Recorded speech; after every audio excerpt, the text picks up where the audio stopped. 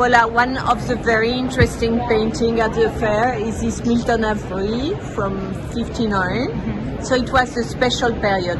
Could you explain? Absolutely.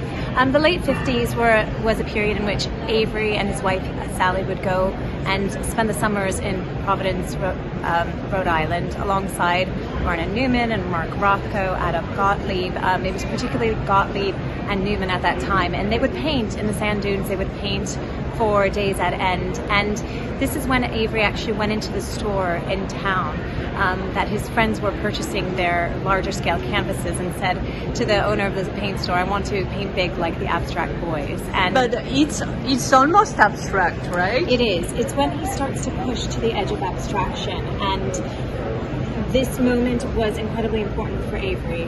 There are two works that are in his traveling solo exhibition, which is currently on view at the Royal Academy of Arts in London, that equally look at this abstract quality to his practice, where he's almost putting bands of color to represent the sea, the sky, really putting representation to the very tip of what could be considered a representative And work. it's very quiet.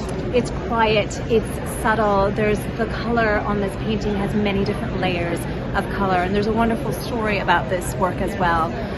That friends of Milton and Sally's remembered being on the balcony at their flat looking out on the sea. There'd been a storm, and all of a sudden the sun broke through and it came through the clouds, and they saw a sailboat on the sea. So it's this wonderful sort of quite spectacular, serene moment that he's captured. And what's interesting is that there's a drawing Yes.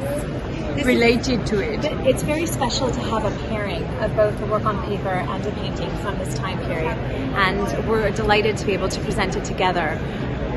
Working on paper was an incredibly important part of Avery's practice, and if you look through his sketchbooks, you can see that he would spend summers going out in nature and the landscape, making drawings and mark making that then would appear in his paintings later on. But this is a preparatory. It is. It's a study, and it's called Sails and Fog.